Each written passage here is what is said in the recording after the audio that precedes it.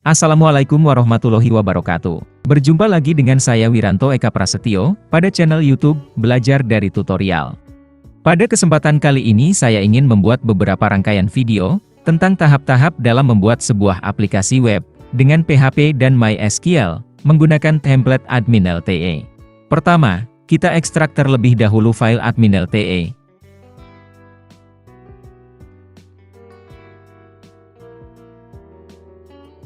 Rename folder dari admin LTE-3.2.0 menjadi admin LTE saja. Dan pindahkan ke dalam folder sump/htdocs.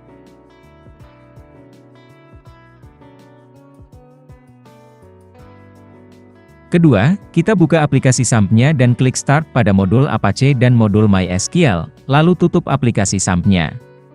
Aplikasi SAMP harus selalu dijalankan untuk memudahkan kita dalam mendesain aplikasi web. Ketiga, kita buka browser Chrome, dan ketikkan localhost/admin LTE. Lalu Enter. Nah, inilah tampilan template admin LTE. Ada beberapa pilihan tampilan seperti Dashboard,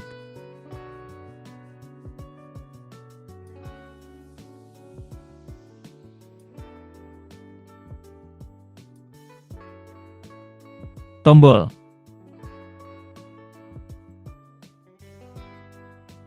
form,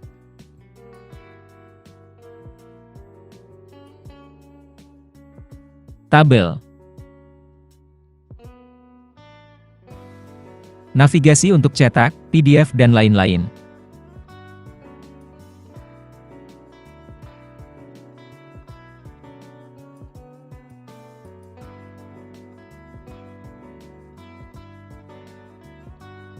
Juga ada form login. Dan banyak lagi. Pada admin LTE ini sudah termasuk modul Bootstrap, dan beberapa modul lainnya. Sehingga sebagian besar tidak perlu di-download terpisah. Persiapan template admin LTE sudah selesai. Sekarang kita membuat folder baru pada Windows Explorer, untuk aplikasi web yang akan kita bangun. Pilih CPROM. Lalu pilih folder SAMP. Lalu pilih folder htdocs. Lalu klik kanan pilih New, lalu pilih Folder. Lalu rename menjadi Belajar. Untuk membangun sebuah aplikasi web, biasanya membutuhkan form login, yang merupakan gerbang utama untuk dapat masuk ke dalam aplikasi web sebagai administrator. Administrator dapat mengubah isi dari aplikasi web tersebut. Pada template admin LTE, kita cari form login. Form ini berada di menu Extras. Ada dua pilihan untuk menu login ini, yaitu login versi 1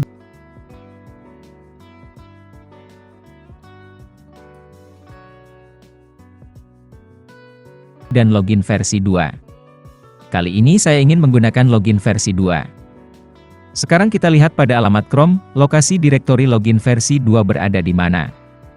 Buka Windows Explorer, lalu pilih CPROM. Lalu pilih folder SAMP. Lalu pilih folder htdocs. Lalu pilih folder admin LTE. Lalu pilih folder pages. Lalu pilih folder XML. Lalu pilih file login-versi 2.html.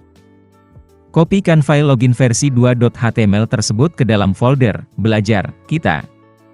Ubah nama file login versi 2.html menjadi index.php.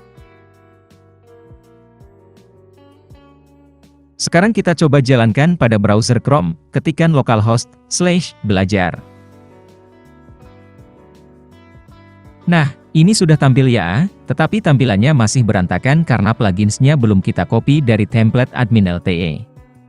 Untuk melihat di folder mana plugins yang dibutuhkan, kita sekarang buka Visual Studio Code. Lalu pilih Open Folder. Lalu pilih CPROM. Lalu pilih folder SAMP. Lalu pilih folder htdocs. Lalu pilih folder Belajar. Terakhir, klik tombol Select Folder. Klik file index.php, maka akan tampil source code-nya di sisi kanan layar. Bisa dilihat sumber plugins ada di folder mana.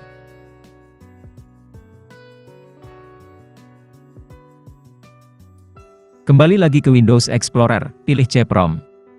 Lalu pilih folder SAMP. Lalu pilih folder htdocs. Lalu pilih folder admin LTE. Pilih folder disk dan folder plugins, lalu kopikan ke folder belajar.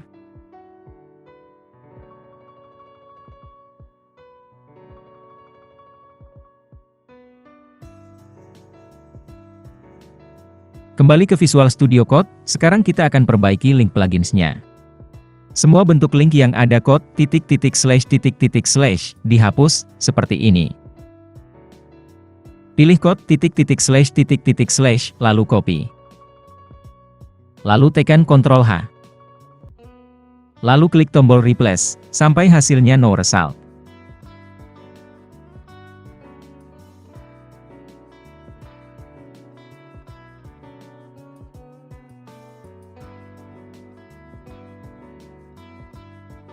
Selanjutnya klik Save. Kembali ke browser Chrome.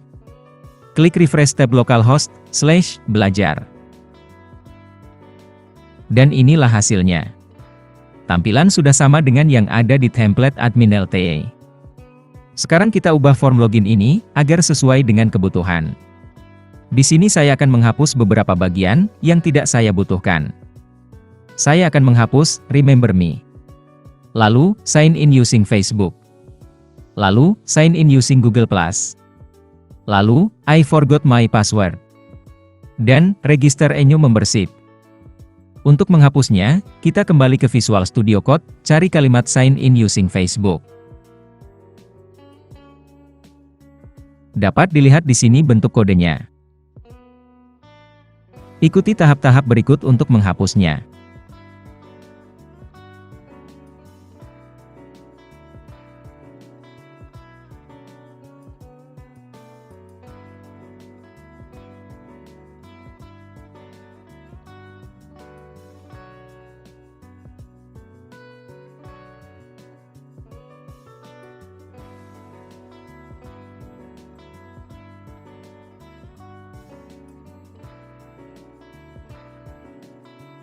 Setiap menyelesaikan editan, diharapkan untuk di-save terlebih dahulu.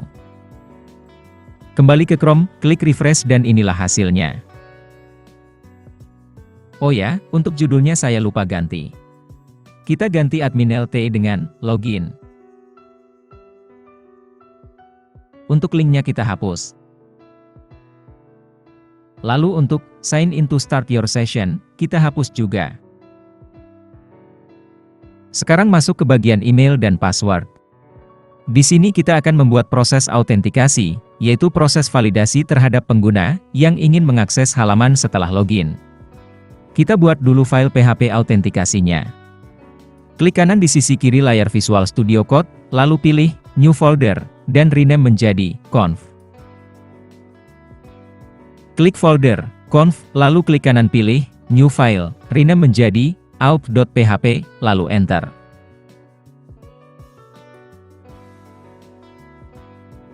Selanjutnya, kita ubah linknya sesuai file yang sudah kita buat tadi, yaitu conf/auth.php.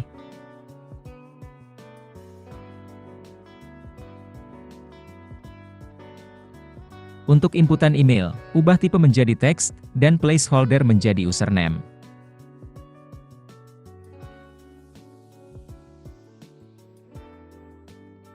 Tambahkan sintaks, name sama dengan username. Oh ya, saya lupa infokan sebelumnya, untuk icon ini bisa dilihat kodenya pada website fontawesome.com.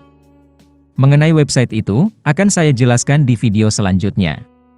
Sekarang, karena saya hafal kodenya, langsung saya ganti ya, menjadi user. Dan untuk inputan password, tipe dan placeholder tidak ada yang berubah, cukup tambahkan sintaks, name sama dengan password. Lalu ubah sign in menjadi login.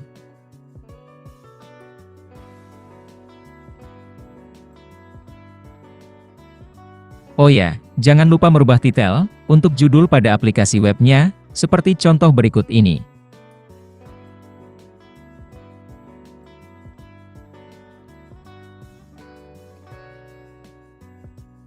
Selanjutnya klik Save.